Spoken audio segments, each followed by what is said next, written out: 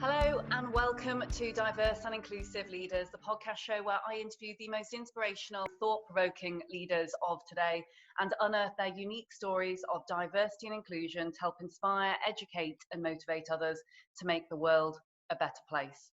Today, I am thrilled to be joined by Shane Farrell. Now, Shane is the CEO for Ipsos Europe and the chairman of Ipsos Global Tracking Business.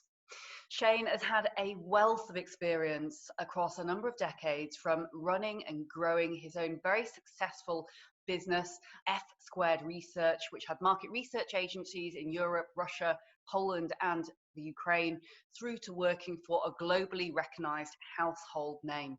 Shane's had a huge amount of international experience and is a real advocate when it comes to diversity, inclusion and belonging, and thrilled to have him here on the show today with us to share a little bit more about his personal background, his unique idiosyncrasies and what made him successful when it comes to being where he is today. Welcome to the show, Shane. Thank you very much, and look forward to having the chat. Thanks for being here. And just for our audience who perhaps doesn't know you as well as I've had the opportunity to do so, I wonder whether you could describe to us a little bit about the current circumstance, some of the projects that you're working on, and how you came to be in the position that you are in these days. I guess starting with your first question with regards to the current circumstance, so we're obviously going through a very once in a generation period, as they call it. We're going through this pandemic, which is affecting everybody, all different businesses, all different industries. The business that we are in, the market research industry, it's having a big impact on our business as well too. First and foremost, because, well, not all of our clients are business as usual, so that is slowing down how they are executing their business, maybe not conducting as many research programs as before. And then on the other side, how we actually execute our research. The most obvious forms that would be affected would be what we call face-to-face interviewing, so people that would be doing interviews in malls or door-to-door. Obviously that has all stopped with all of the lockdowns, all of the isolation. But it's also a period where we're going through a lot of change. It's very interesting sometimes when you have change forced upon you that you have to move very, very quickly. So in some parts of the world where we would normally do a lot of face-to-face interviewing, maybe more where we'd be working for doing governmental research, or we would be doing work in developing markets, that we've put a big effort to moving a lot of that to online research. Interestingly, we have some feedback that our participation rates, response rates from people that we're interviewing are up. Because why? Because people are at home, they have a little bit more time. We're actually able to interview some professionals that would be more difficult to reach. So it might even sound surprising, but in the healthcare industry, obviously the healthcare industry, all of the doctors very busy, but there are some specialists where particular procedures are put on hold, and some of these people are available to help us with trying to give information back to our clients. But yeah, it's a huge period of turmoil. We believe, as one of the biggest market research companies, if you just look at the news every day, what's coming out, it's all about data. It's all about, everybody's looking, it's not very nice, but what are the death rates? What are the number of cases? And at the end of the day, that's statistics that are coming back, and those statistics have to be accurate. Everybody's, there's been a lot of questions about, not so much the accuracy, okay, maybe more in some countries than others, but, what are those measures being measured over? For example, in Ireland, they were reporting 71 deaths 2 days ago, but then they said that was over a period of 3 days, not over a period of 1 day. So, and the reason I'm saying this is that when we're all locked down in our homes, we're hungry for information, and we're hungry for the right information, accurate information, because there's so much information out there. And for our clients, I think it's going to be, and our clients span all different industries, whether it be this consumer packaged goods, whether it be healthcare, automotive, high tech. Everybody's looking for accurate information right now. And I think the best that we can do as an industry, market research industry, and as a company is to provide accurate, timely, fast information that can guide us in making decisions. Because you even look at what's going on, at a governmental level. The governments, our leaders, our elected leaders, most of them elected anyway, are relying on experts to govern how they make their decisions.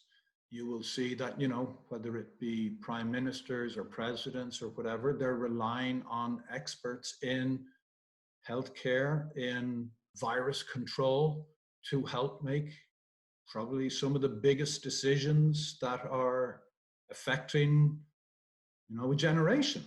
We've never had anything like this. So the reason I'm saying all of this is that information is so important because it guides our decision making. That's where I think market research has a role to play. Maybe not at the very center, but we have a role to play in all of that. Well, they say information is power, and it certainly is at this point in time, isn't it? Because ultimately, with all the uncertainty, it's very, very difficult, I think, for business leaders and for people in general to make decisions as to what to do next. And if we aren't looking at the data and we aren't looking at the market research, then very hard to almost make guided decisions, as you say. But Shane, I wonder whether we could rewind the clock a little bit, because I'm very interested to know how you came to be where you are. I know that you studied over in Ireland, you did your degree there and actually set up your own business, pre-working for the household name that is Ipsos. Talk to me about how that happened, because you've been across to America, you've been and traveled across many different countries and seen a lot of different things and kind of landed for a long time in Europe. And I think what was fascinating when we've spoken before is some of the international cultural pieces that you've experienced. Like most market researchers, I fell into market research. Very few people come out of university saying, I want to be a market researcher. And that doesn't mean, I'm not putting down the industry by any means. It's just most people, they kind of fall into market research. So how I ended up doing so, I'd studied a Bachelor of Science in business in Dublin. Trinity College. In Trinity College, yeah. Then as was the time when I came out of university, there was very high unemployment, even higher than what they're predicting for next year, or this year, which is terrible. It'll be very interesting to see what will go on in all of the different countries with the high unemployment rates. Anyway, it was normal, and back then in Ireland, to have most of the educated people, they emigrated. So I went to the States, and I was in Washington, D.C., and I took up a part-time job while I was looking for a full-time job. And that part-time job was working in a market research agency doing what they call coding, which is essentially you're going through all the questionnaires of open-ended responses and putting them together in an understandable manner. Anyway, I was doing that as a part-time job, and then the owner of the agency, a guy called Dr. John Wolfel, a small agency, offered me a full-time job. So that's how I came into market research. It was a great starting place because it was a small agency of 25, 26 people. He was what I consider, I've met a lot of market researchers. They're probably one of the best market researchers that I've ever come across. PhD from Michigan in sociology. That's where a lot of the top researchers would come from in the States. And he believed in knowing all of the basics. So I had to go back and restudy a lot of stuff that I'd studied in university that I thought I'd never use, a lot of statistical methods. I was not allowed in front of a client until I could be able to explain things like regression on paper, perceptual mapping, a lot of scientific stuff, statistical methods. But it was great training because it got you, on the basics. I spent 6 years there. Then I had an opportunity. You want to talk about life decisions. I had 2 offers at the time. One was to work for one of the big telcos overseeing their division in the Caribbean. And then I had another offer, which I didn't know what to do with, but sounded very interesting, which was to start a business in Russia. That was back in 1994. The wall had just fallen. Market research didn't exist in Russia. However, there were a huge number of sociologists and statisticians or whatever. So anyway, you want to talk about decision making? I had 1 week to make up my mind as to what I was going to do. That week is probably one of the most important weeks of my life when I look back on it, because life is all about the decisions that you take at any particular point in time. I didn't know anything about Russia. I didn't speak Russian. I still don't, by the way. But I decided it was a chance, and it was an adventure, and it was, you know, it was like, okay, let's throw everything up in the air. But I also had ambitions at the time, to be honest, to be an entrepreneur. And I was very lucky that I was put in contact through some friends with the global CEO of Citibank at the time. And he had just started business in Russia. People who knew him put me in contact with him, and I'll never forget speaking to him on a Sunday night. And he says, well, if I was a young man trying to make up my mind what I was trying to do, and if you have any ambitions to be an entrepreneur or be a millionaire, go to Russia. That's the place to go. But it was, I don't know, I was very lucky that somebody knew the global CEO of Citibank, and he gave me, 15 minutes of his time on a Sunday evening. You know, was he right or wrong? I didn't know who the guy was, but, you certainly listen to somebody like that. I look back on it, and it was probably one of the best decisions I ever made. Anyways, I had moved with an American company in 1994. Then I saw the opportunity to start my own business, F Squared, together with a partner, Michael Fodor. So it was Fodor and Farrell. That's where the F Squared came from. We opened doors on April 1st, 1997. And we always said April 1 was our favorite date to do that, because we didn't want to take ourselves too seriously. We wanted to take the business serious. We built the business up, but after 1 year, we had a crisis in 1998. We had to make a decision. Do we go back home, or do we keep going? We decided to keep going. I look at this crisis now, and I compare that with what we did back then. That crisis lasted for over a year, and that's where people, I think, need to understand today that this crisis is not going to be over, the middle of May when we open the lockdown. It's going to go on for a year. If you want to get through a crisis, you've got to have a long-term plan. Anyway, 2002, 2005, we sold the business to Ipsos. I've been with Ipsos ever since. I was looking after their Central Eastern European business, looked after EMEA, now looking after Europe. I've had a number of different jobs. So yeah, I spent a good number of years, spent about 8 years in Russia, and I spent about 8 years in the States.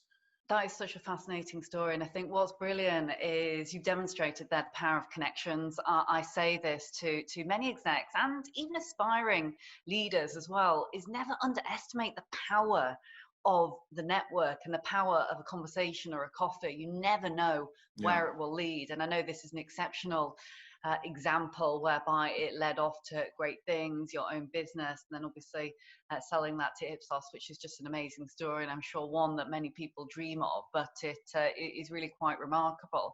And also, just quickly, on the subject of market research, and this being a great career, I've seen many individuals, many of your colleagues who have fantastic international careers coming from market research. Yet I don't see huge amounts of advertisements for individuals or youngsters thinking, hey, I want to be in market research. But it seems to me to be a career that really does give a huge amount of worldwide opportunities. That's true. I think the industry it's gaining some more exposure than it used to have. We used to be the guys and girls that we were locked in the back room, and all of the colorful creative ad agency guys and girls, they were the ones that were out front, that were taking the front page of the news, as it were, in the marketing world. I think it's changing a little bit now, because you've got data now is at the very core of everything. Market research, I think, is needed more now than ever. I think we could probably do a better job as an industry in promoting itself, in terms of encouraging people to take it on as a career, maybe joining up with the universities a little bit more. It is a science. You need to have training in it. You need to know about statistics. You need to know about sociology. You need to know about behavioral areas. And the whole, it's growing in so many different areas, whether it be behavioral science, or now we've got social intelligence, social media tracking and so forth, quite technical. It spans a lot of different areas. It's quite global, I would say, as well, too. It doesn't have to be as much on the ground as it used to, because you can do so much more remotely now, obviously through online interviewing, through mobile interviewing, through social media tracking and so forth. But the industry follows the clients, at the end of the day. If I look at, the big clients that we work with, we work with all the big CPG companies, whether it be the Unilevers, the Nestle's, Google, Facebook, and so forth. And all those companies they're global companies, and they want to have global information. And that's where they need companies to be able to give them that global insight. Together, people who are able to, I don't know if people are able to speak globally, but at least to be able to speak across multiple countries, regionally. Ultimately, they want people to be able to speak globally, but information is getting transferred at a global rate now. So if you're not able to do that, you're limiting your offering to your clients. So in summary, there's been some real seismic shifts from when you started in market research and there being a huge amount, probably door-to-door, face-to-face, looking at high volume traffic of people and collecting data that way, through to now working with global organizations and being very online and very digital savvy. Actually, this is a great industry for hopefully the youth, is it not? I'd say the changes that market research have gone through in the past 5 years are more than the industry has gone through in the past 50 years. But it needs to change, and it's probably been a little bit slow to change. But what I would say is that the science behind it, the statistics, the knowledge, still remains at core importance. So what has changed? The means of data collection, the means of one of the most important approaches that companies are looking for now is multiple data sets. So you've got your internal data, you've got external data, you've got social data. They need companies to be able to help them pull all of that together. Of course, there are platforms that help to do that, but then at the end of the day, you still need people to be able to join all of the dots.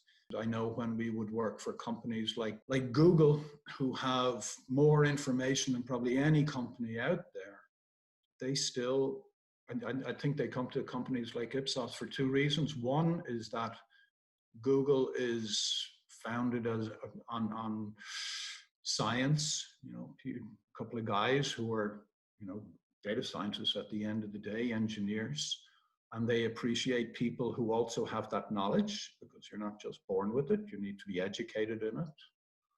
And then to be able to interpret the information. And while, huge advances have been made in terms of, algorithms and so forth and pulling information together, they still need people to help put that story together afterwards, or to help pull together different pieces of information to put the story together.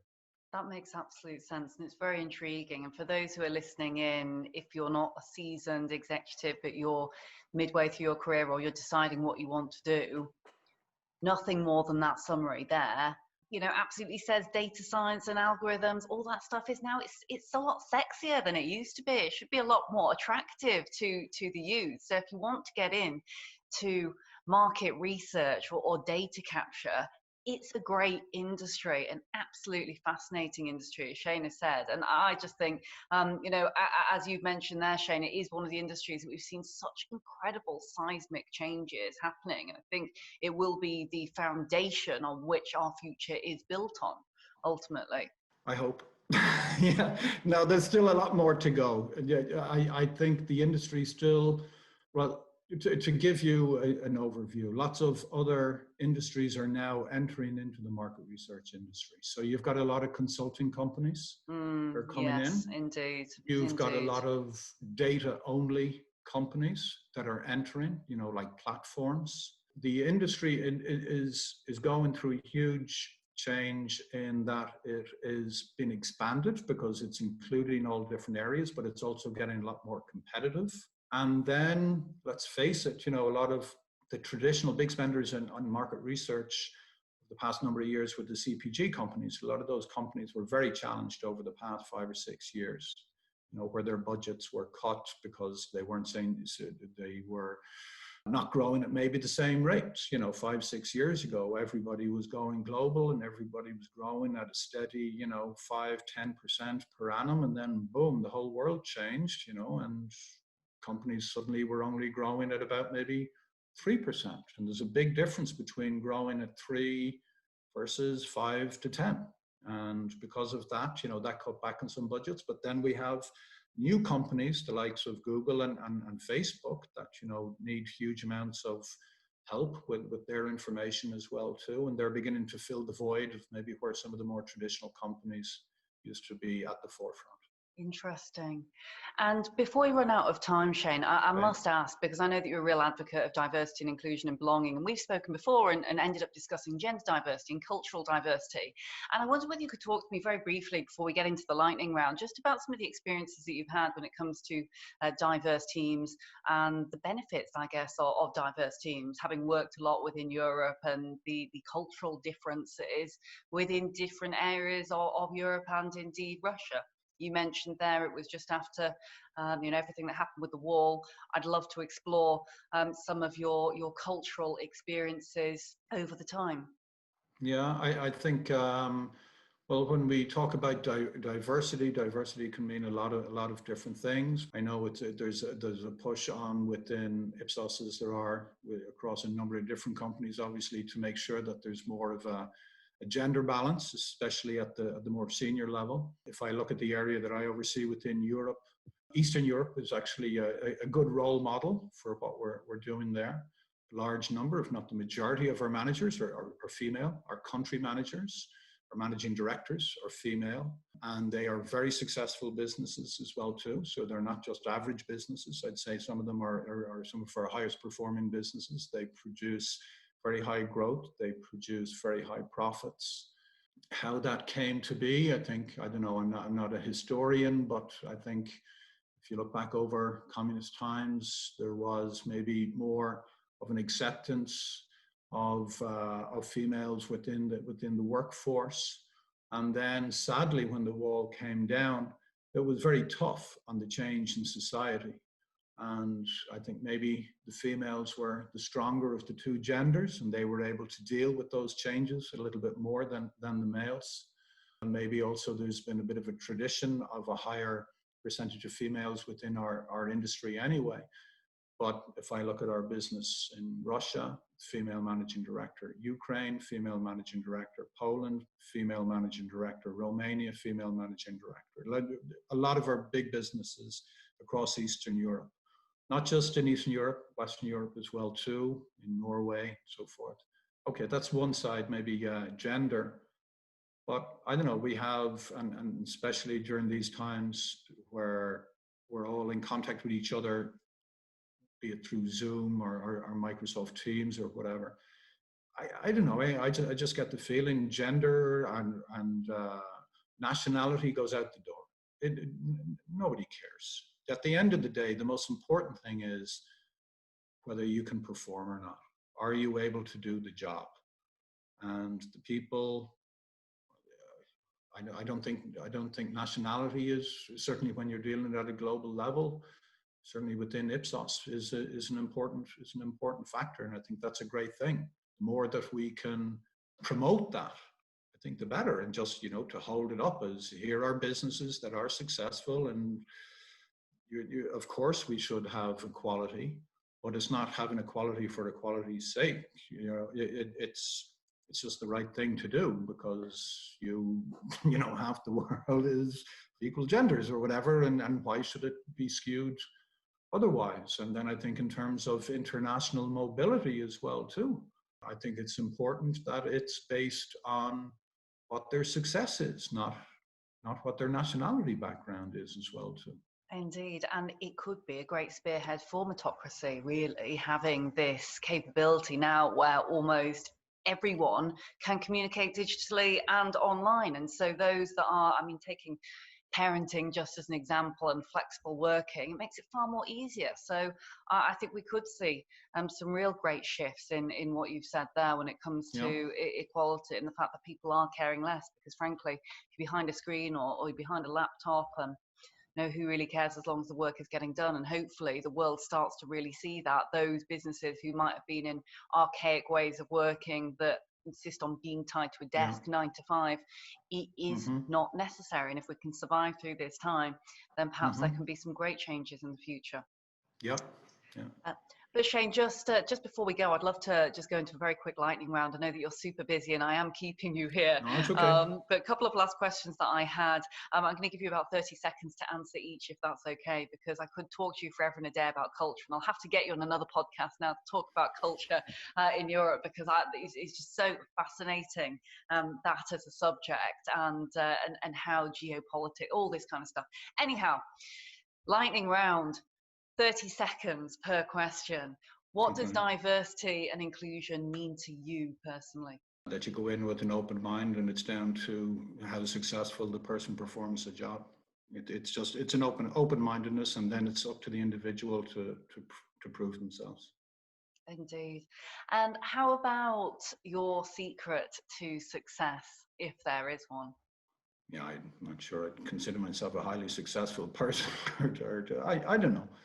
Like if you think about mantras, I don't know, take a chance, but only do so if you're ready to persevere. Because if you're not ready to persevere, taking a chance is, it's gambling, right? That said, there's a fair bit of gambling when it comes to entrepreneurship, I think, and it sounds like you definitely took a couple of risks in the early days. I know for sure. Which definitely paid off.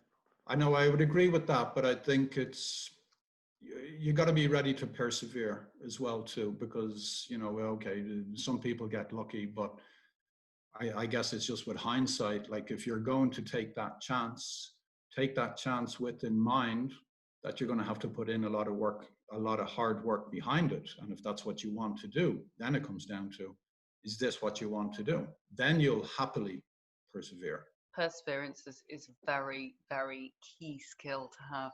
They say tough times don't last, but tough people do. And whether it's building a business or being in the world of business in general, I think you definitely need to have that. Yeah. Also, who's been the biggest inspiration when it comes to your career or indeed personal life to date? Oh, I don't know. Maybe my father. I don't know. I don't go around with like big heroes or whatever. I think heroes are maybe too influenced by idols and celebrity and all that kind of stuff. I don't know. My father was a guy that I would hold up in high regard. Bright guy, but had a very well-rounded life. In addition to his job, his family, had his hobbies. It's like sad is the man or the woman that doesn't have a hobby as well too. So I think maybe the first guy that I worked for in Washington, because he was a brilliant researcher. My former business partner, I would call him an inspiration, because we're partners. If partners can't inspire each other, it's not a good partnership. Ipsos CEO, Didier Truchot, he took it from a 2-person company up to 18,000 employees today. So, he's an inspiring guy. They'd be some of the people that I would think about. But, I don't think in terms of the Jack Welches. I don't know Jack Welch and what he's about. I don't know what the celebrity is behind all of that. I think about people that are actually new. They say that, heroes, I don't know, daily heroes would be ones I would consider more. I love that. That's a great answer. And I love how you kept thinking of other people as you started. You're like, nope, and then started thinking of others. And finally, before I let you go, I wonder if you could go back in time, Shane, and you were to give the young Shane advice back when you were at Trinity College in Ireland all those years ago, whether there would be any specific advice that you would give to yourself or indeed anyone who's starting out on their career journey and listening in right now.